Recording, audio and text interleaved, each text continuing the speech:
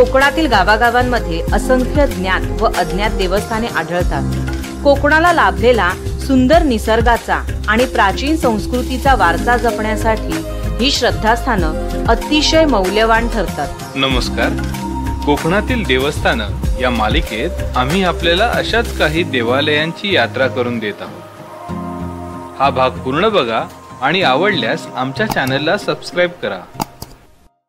मित्रांनो, संगमेश्वर मधले कर्णेश्वर मंदिर हे कोकणातील माझ्या आवडत्या मंदिरांपैकी एक आहे आणि या व्लॉग मध्ये आपण इथे एक छोटीशी धावती भेट देणार आहोत। हा व्लॉग पूर्ण बघा, तुम्हाला नक्की आवडेल। मुंबई गोवा महामार्गावरून अगदी जवळच असलेल्या या मंदिरात जाण्यासाठी तुम्हाला संगमेश्वर मधील शास्त्री नदीच्या पुलानंतर लगेच डावीकडे वळून महामार्ग सोडावा लागेल। तिथून पुढे कसबा गावात आल्यावर कोणालाही वाट विचारून तुम्ही देवळापर्यंत पोहोचू शकता। नमस्कार मंडळी, आज आपण आहोत संगमेश्वरात आणि आता मी चाललेलो आहे एका अनोख्या अशा पुरातन मंदिरात, त्याचं नाव आहे कर्णेश्वर। कोकणातल्या अनेक अशा पुरातन मंदिरांपैकी या मंदिराची ही ख्याती अशीच आहे की हे पांडवांनी एका रात्री बांधलेले। या मंदिराचं बांधकाम खूप सुंदर आहे। बहुतेक मला जास्त माहिती नाही आर्किटेक्चरबद्दल, पण हे हेमाडपंथी आहे।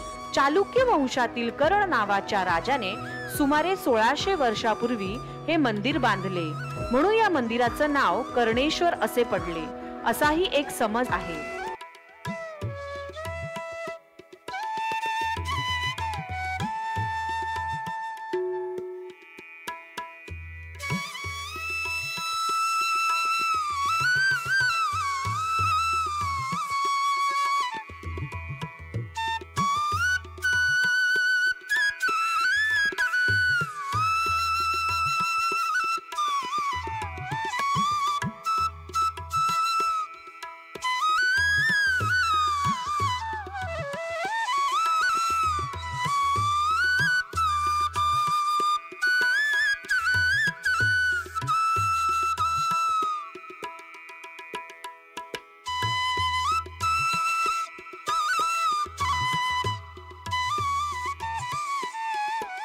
देवळाच्या बाहेरची नक्षीकाम बघून झाल्यानंतर आता वेळ आहे देवळात जाऊन देवाचं प्रत्यक्ष दर्शन घेण्याचं।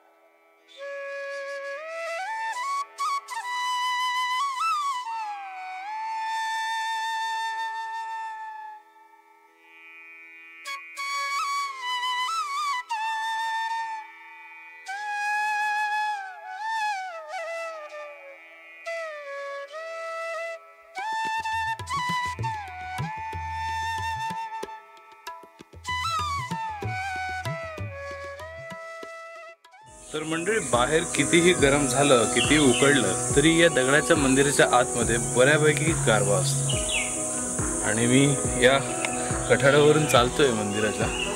आपण पाहू शकता किती बारकाव्याने दगड एकमेकांमध्ये बरोबर अशी बसवले गेले आणि इथल्या दगडांमधले बारीक बारीक जे नक्षीकाम आहे हे अतिशय सुंदर आहे आणि त्याचबरोबर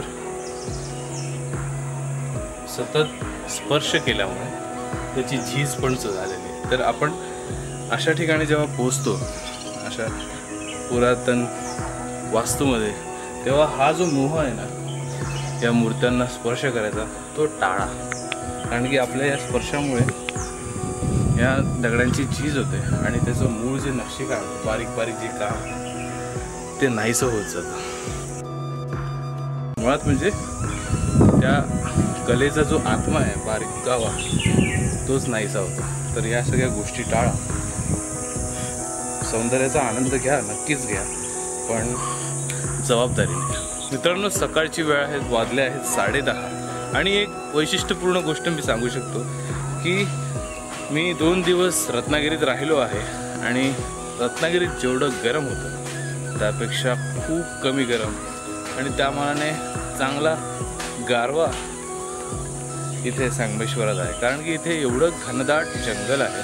संगमेश्वर हे खूप घनदाट आणि सदाहरित आहे, त्यामुळे तुम्हाला इथे सर्वत्र हिरवळ पसरलेली दिसते. मोठी मोठी झाडं आहेत जवळजवळ असल्यामुळे आणि दरीमध्ये वेगवेगळी गावं वसल्यामुळे इथे खूप असा छान शांत असा निसर्ग आहे. वेगवेगळ्या प्रकारचे पक्षी आहेत, त्यांचा किलबिलाट तुम्हाला ऐकायला येऊ शकतो.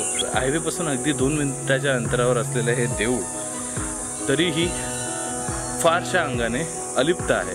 हाच या जागेचा प्लस पॉईंट. तुम्हाला निसर्गात पूर्णपणे मिसळण्याची फिलिंग येते. कसबा हे गाव हे अतिशय महत्त्वाचं आहे, फक्त या मंदिरासाठी नाही तर छत्रपती संभाजी महाराजांना मुघलांकडनं इथेच अटक झालेली, म्हणून या गावाला हे एक ऐतिहासिक महत्त्वसुद्धा आहे. इथे 2 व्हीलर 4 व्हीलर दोन्ही गाड्या येऊ शकतात. इथे गाड्या वळण्याची पण जागा आहे. संगमेश्वरमध्ये खूप पुरातन मंदिरं आहेत, खूप अशी मंदिरं आहेत जी अजूनही भग्नावस्थेत आहेत, ज्याचा नीट मेंटेनन्स झालेला नाही. त्याला एक्सेप्शन म्हणून आपण हे कर्णेश्वरचं मॉडेल ठेवू शकतो. कर्णेश्वर हे अतिशय फेमस आहे जागा आणि त्यामुळे खूप श्रद्धेने भाविक इथे मोठ्या संख्येने येत असतात.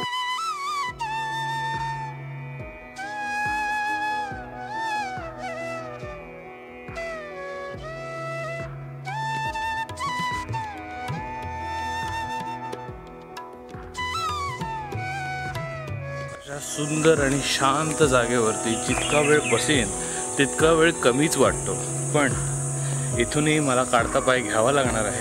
आमची खात्री आहे तुम्हाला हा व्लॉग नक्की आवडला असेल. खालील लाईक बटनवर क्लिक करून आपल्या प्रतिक्रिया कमेंट करा. जमल्यास हा व्लॉग आपल्या मित्रमंडळींना आणि नातेवाईकांना शेअर करा. आणि हो, पुढील सर्व व्लॉग सर्वात आधी पाहण्यासाठी या चॅनलला सबस्क्राईब करून बेल आयकॉनवर क्लिक करा. धन्यवाद.